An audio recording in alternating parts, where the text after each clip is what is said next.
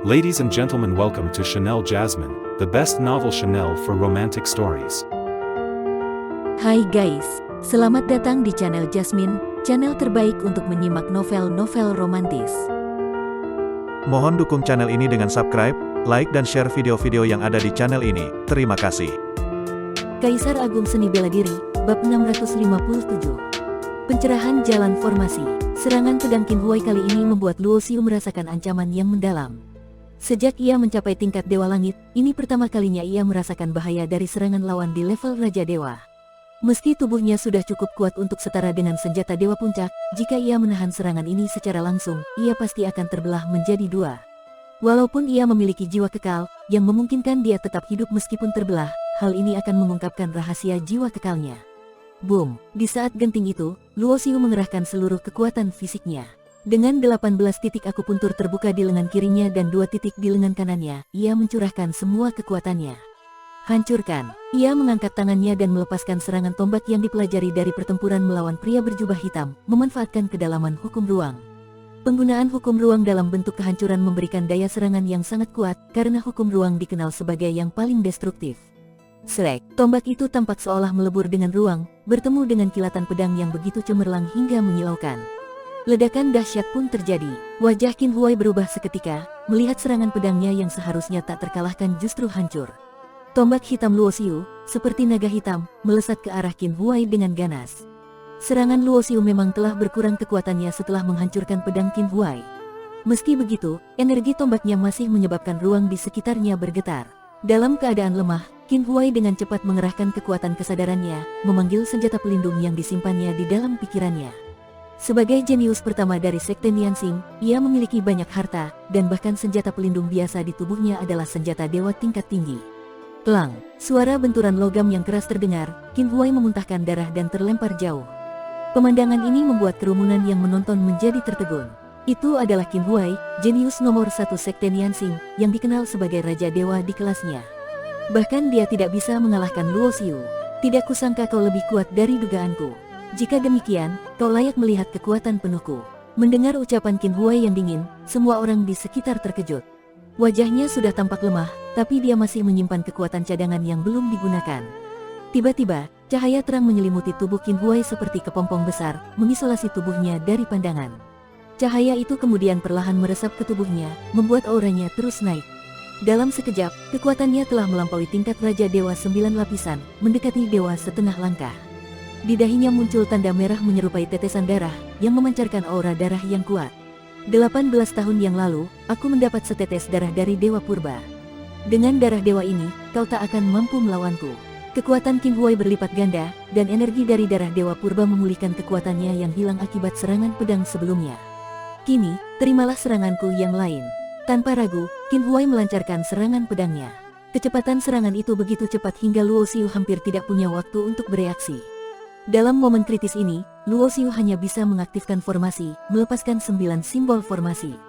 Dengan penguasaan jalan formasinya yang mendalam, setiap simbol formasi adalah setara dengan sebuah formasi kelas 8, dan ke-9 simbol ini semuanya adalah formasi pertahanan dengan hukum ruang tingkat kelima. Untuk melukainya, pedang Qin Huai harus menembus setiap lapisan ruang dalam 9 simbol formasi tersebut. Luo Xiu sadar, 9 simbol ini mungkin tidak cukup untuk sepenuhnya menahan serangan itu. Namun, mereka bisa memberinya waktu yang cukup untuk melakukan perlawanan. Pes, pes, pes. Satu persatu, lapisan ruang dalam simbol formasi mulai hancur di bawah tekanan pedang. Dalam sekejap, 3 simbol telah hancur menjadi abu. Luo Xiu tetap tenang. Sejak awal, ia belum mengerahkan kekuatannya sepenuhnya. Teknik pedang, satu gaya pedang, dari Qin Huai memang kuat, namun tidak cukup untuk mengancam nyawanya. Mengalahkan lawan dengan kekuatan absolut bagi Luo Xiu sekarang tidak lagi memiliki makna. Justru, pertempuran yang seimbang seperti ini memberinya pencerahan, sebuah pemahaman yang tidak bisa ia dapatkan dari pertempuran atau latihan biasa. Pluk! Saat simbol formasi ke-8 hancur, Luo Xiu telah mengumpulkan kekuatan hukum ruang dan menghantamkan serangan tombaknya yang mengandung konsep kehancuran. Boom! Cahaya tombak bertabrakan dengan cahaya pedang, dan simbol formasi ke-9 meledak, pecah menjadi serpihan yang menyebar ke segala arah. Beberapa pecahan simbol menabrak tubuh Luo Xiu, menembus ke dalam daging dan darahnya. Meski luka ini tidak seberapa baginya, Luo Xiu terkejut ketika simbol-simbol itu menyatu dengan tubuhnya. Apa ini? Wajahnya berubah-ubah. Di mata orang lain, ini tampak seperti reaksi karena serangan Qin Huai yang kuat. Namun, sebenarnya, di benaknya muncul ingatan akan catatan yang tertinggal dalam kitab formasi yang pernah ditemukannya. Kitab ini memuat metode rekonstruksi meridian dan gagasan untuk menggabungkan teknik formasi dengan seni bela diri, seperti mengukir formasi pada tubuh, dantian, dan lautan kesadaran. Karena kitab formasi tidak lengkap, Luo Xiu belum mengetahui cara pastinya. Namun, dengan pecahan simbol yang menyatu dengan dagingnya, ia tersadar akan teori ini. Teori tersebut bisa memperkuat tubuh tempurnya secara signifikan. Boom! Tubuh Luo Xiu terlempar jauh, dan sebuah luka besar terbuka di dadanya, darah mengalir deras. Namun, ia hampir tidak menyadari luka ini karena pikirannya sibuk mengembangkan teori pengukiran formasi pada tubuh. Di sisi lain, Qin Huai terkejut. Dia pikir serangan pamungkasnya setelah menggunakan kekuatan darah dewa akan membuat lawannya menderita luka parah atau bahkan tewas. Tapi nyatanya, luka Luo Xiu ternyata tidak begitu serius. Yang lebih mengejutkan lagi, Luo Xiu tidak memanfaatkan kesempatan untuk menyerang balik. Sebaliknya, ia langsung menyelinap melalui formasi pertahanan di sekitar area pelatihan Qin Huai dan menghilang. Dia pergi. Wajah Qin Huai menunjukkan kebingungan. Apakah dia melukai Luo Xiu dengan serius, hingga lawannya kabur? Haha, Tuan Muda Qin memang luar biasa. Lihat saja, si pengecut itu sampai melarikan diri. Tidak disangka, Tuan Muda Qin mendapat berkah besar hingga memiliki darah dewa. Gelar ahli nomor 1 di bawah tingkatan dewa sepertinya tak tertandingi.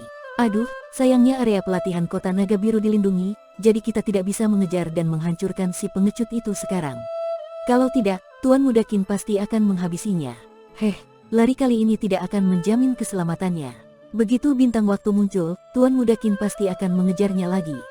Di tengah kerumunan, Liu Tianlu berdiri dengan angkuh, mendengar pujian orang-orang pada Qin Huai dengan ekspresi mengejek.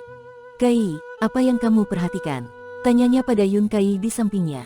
Wajah cantik Yun Kai tetap tanpa ekspresi. Orang bernama Ye Haoran itu tampaknya kalah dan melarikan diri, tapi lukanya ringan. Sebenarnya, justru Qin Huai yang berada di ujung kekuatannya.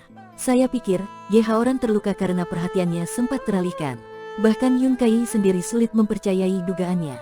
Bagaimana mungkin seorang ahli yang telah mencapai tingkatan Raja Dewa dapat teralihkan di tengah pertarungan hidup dan mati? Menarik sekali, tak disangka, ada orang dari dunia bawah yang bahkan aku sendiri tidak bisa tebak. Liu Tianlu menyipitkan matanya. Datang dari dunia atas, ia memiliki wawasan yang jauh lebih luas. Ia menyadari bahwa Ye Haoran mungkin menyembunyikan kekuatan sebenarnya. Hukum ruang, senyum muncul di bibirnya. Ia tahu, kemampuan menguasai hukum ruang hingga tingkat tinggi tidak mungkin terjadi hanya karena bakat. Dibutuhkan juga teknik dan seni bela diri yang mendukung. Meski bakatnya tinggi, tanpa teknik yang sesuai, sulit mencapai puncak dalam hukum tingkat tinggi seperti itu. Tekniknya dan rahasianya, semakin aku memikirkannya, semakin aku antusias. Meskipun tersenyum, niat membunuh jelas terlihat di matanya. Sebagai bakat unggul dari Sekte Bintang Pemikiran, pertarungan Qin Huai ini memang menarik perhatian besar di kota Naga Biru. Walau sebagian besar orang menganggap Ye Haoran kalah, mereka tak dapat mengabaikan kekuatannya. Jika Qin Huai tidak memiliki kekuatan darah dewa, ia mungkin sudah kalah. Mendengar bahwa Ye Haoran adalah pelindung dari Balai Lelang Tianhuo, para pendekar dari Balai Lelang Kunlun di kota Naga Biru merasa penasaran. Tidak lama kemudian, Ying Wucheng dipanggil oleh seorang leluhur dewa dari Balai Lelang Kunlun. Selain itu, perwakilan dari Balai Lelang Tianhuo juga dipanggil, diminta untuk memberikan informasi tentang Ye Haoran. Balai Lelang Kunlun kita selalu mengutamakan bisnis. Di antara kekuatan dewa di galaksi Kunlun, kekayaan kita paling besar, meski kita memiliki lebih sedikit pejuang kuat. Bakat seperti ini layak untuk diperhatikan dan dibina, kata leluhur dewa tersebut, berniat menemui Ye Haoran. Namun, Luo Xiu saat ini tengah bersemedi, memutuskan semua hubungan dengan dunia luar. Ying Wucheng pun hanya bisa menunggu di depan pintu area latihan Luo Xiu, berharap dapat bertemu dengannya dan merasa iri atas kesempatan besar yang mungkin akan mengubah nasib Luo Xiu. Bersambung.